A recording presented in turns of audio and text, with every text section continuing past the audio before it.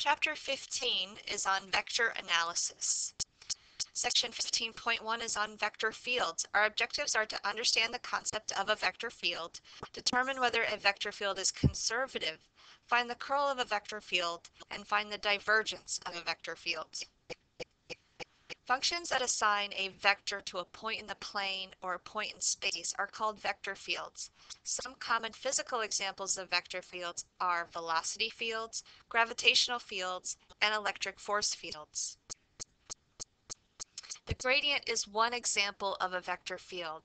Recall in previous chapters when we found the gradient of a function, we took the partial derivatives and also recall that the gradient was a vector. For example, if our function of x, y, and z equals x squared plus y squared plus z squared, then the gradient is, using this symbol here, the gradient of f of x, y, z is equal to the partial derivative of that function with respect to x times I plus the partial derivative with respect to y times j plus the partial derivative with respect to z times k. When you take the partial derivative with respect to x, you treat x as a variable and treat y and z as constants. So the derivative is going to be 2x. The partial derivative with respect to y is 2y, and the partial derivative with respect to z is 2z. And the gradient is a vector. In fact, this is a vector field in space. Velocity fields describe the motions of systems of particles in a plane or in space. For example, the vector field determined by a wheel rotating on an axle. Here we have a wheel. It's rotating in a counterclockwise rotation here, and notice that the vectors on the outside of the wheel are longer. They have a greater magnitude than the vectors as you get closer to the center of the wheel. On the outside of the wheel is turning so that the distance traveled from this point on the wheel is going to be rotating a much further distance in the same amount of time, so it's going much faster, greater velocity than a point that's closer to the center. It moves a shorter distance in a rotation. So again, notice that the velocity vectors are determined by their locations of the initial points, and that the farther a point is from the axle, the greater its velocity. Velocity fields are also determined by the flow of liquids through a container or by the flow of air currents around a moving object. For example, you see the airflow around the car as it's moving, as the car is moving. Another example of vector fields are gravitational fields, as defined by Newton's law of gravitation, which states that the force of attraction exerted on a particle of mass m1 located at xyz by a particle of mass m2 located at the origin is given by this gravitational vector field F. And notice that the F is in bold. That's going to indicate it's a vector field. And this is defined as negative g m1 times m2, all divided by x squared plus y squared plus z squared times the u. Now, g is the gravitational constant, and u is the unit vector in the direction from the origin to the point xyz.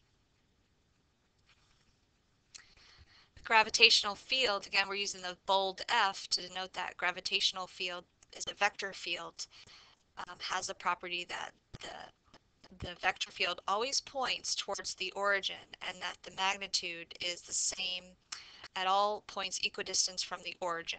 So the closer you get to that mass located at the origin, the stronger the gravitational field. So as you can see, the ones that are closer have a longer vector. The magnitude is greater than as further you go away, the gravitational field decreases, so the vectors are much shorter. A vector field with these two properties is called a central force field.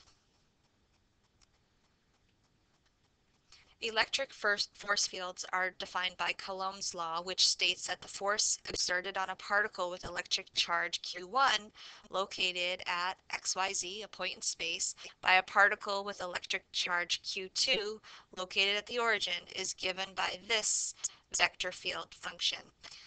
or we call it a vector valued function. And R is another vector function, and U is that unit vector. C is a constant that depends on the choice of the units for the magnitude of R, Q1, and Q2.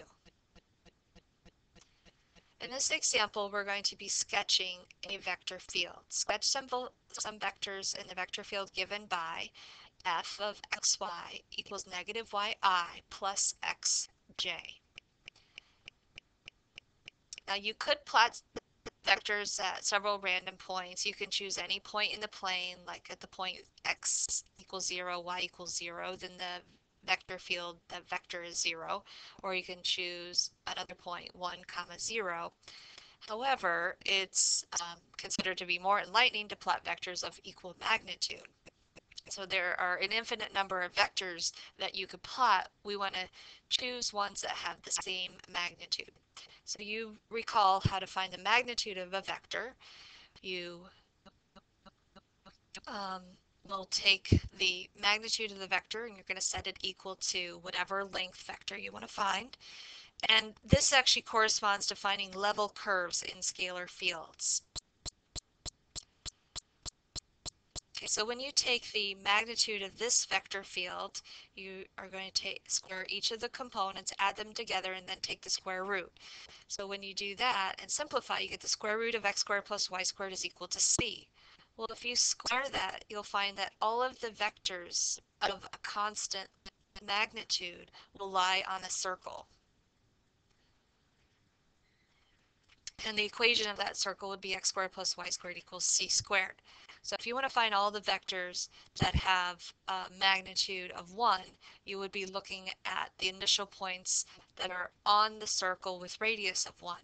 If you want to find all the vectors with a magnitude of 2, you would be finding all the points, the initial points that are on the circle of radius 2. So for example, if we choose the vectors where the magnitude is 1, all the initial points are on the circle here with a radius of 1. In fact, this point right here, look closely at the point 1, 0. If you plug that into the initial vector field, which is negative yi plus xj, you're going to replace the x with 1 and the y with 0. So you end up with just the j vector, and the j vector is that vertical vector. If you look at this point here, 0, 1, plugging in 0 for x and 1 for y, you get the negative I vector. So you get a vector that's going to the left. And then if you look at the point negative 1, 0, plugging negative 1 in for x and 0 for y into how that vector field is defined, you get the vector negative j. So that's the vector going down, and so on. And then you could do the same thing with points that are on with a magnitude of 2. Those are going to be all the points that are on the circle with a radius of 2, and so on. Now this is just a collection of some points. There's actually an infinite number of vectors. So you want to practice these and determine a collection of vectors that really represents the field of vectors.